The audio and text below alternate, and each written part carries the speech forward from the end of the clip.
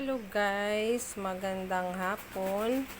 Ayan, kanina hindi ako nakapag-video at nahiya pa ako mag-vlog doon sa RRS. Bumili ako guys ng Android TV.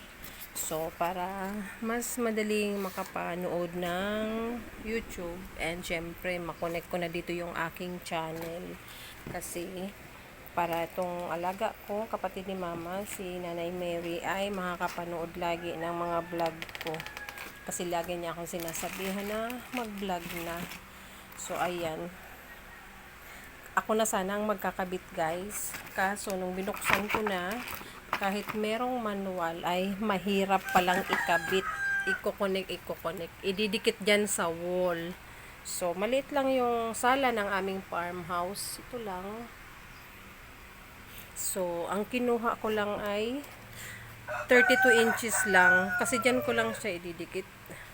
Ayan, yan lang ang space. 32 inches lang ang kasya dyan. So, pag meron na tayong malaking bahay, saka na tayo bibili ng malaking, ayan. Ito yung brand na binili ko. Skyworth. Ang ganda niya. Android na. So, wala nang black box. Direct na lang i-connect. Makakapag-Netflix na ang aking anak. So, ang hirap ikabit yung sa likod kahit may manual. Ayan. So, ang ginawa ko, pinapuntahan ko uli sa kapatid ko yung technician doon sa RRS. Pinapunta ko dito kasi set up ko yung atag dito, yung TV dyan sa wall. Ayan, hindi ko makabit kasi nakalagay dyan in case na may damage ay hindi kasali sa warranty. So, natakot ako bigla guys. So, wait natin yung technician na dumating para siya na ang magkabit. So, diba? Ito si itsura ng sala namin guys. Diba? Para mas madali para kay nanay yung wheelchair niya kasi naka-wheelchair lang siya.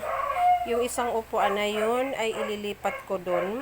2 single magkatabi sa may pinto. Para tong space na to ay para sa wheelchair niya lang. O diba, mas convenient.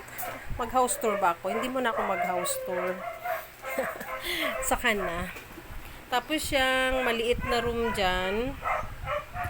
Room ng aking anak. Tapos ito naman ang aking room. Ayan, magkatabi lang ang room namin. So, saka na ako mag-house tour guys pag okay na ang setup nitong bahay. Kasi dito na kami magstay sa farmhouse. So, ayan. Support nyo po ang aking mga vlog guys. Paano ba? Ayan pang problema guys.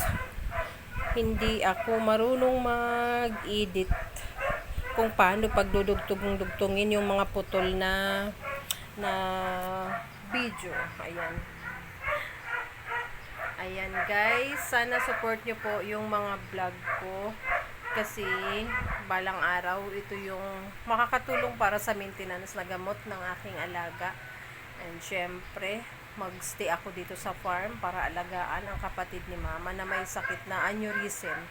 Sa ngayon ay naka-wheelchair siya. So, talang ginagawa ko to para may libangan siya. And, ayan, habang busy sa farm, magpo-focus din ako sa pag-vlog dito sa YouTube. And, minsan, meron din akong FB page. So, thank you guys sa support nyo. And, ayan, nakapag-vlog ako habang hinihintay si Manong Technician.